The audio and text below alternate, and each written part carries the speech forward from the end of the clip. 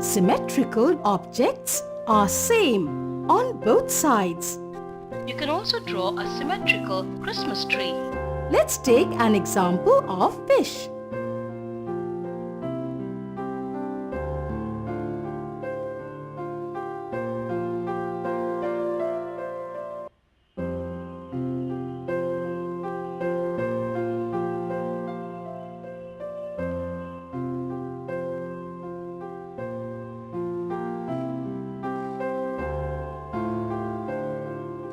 Look at the fish, the star and the kite. You can also draw a symmetrical Christmas tree.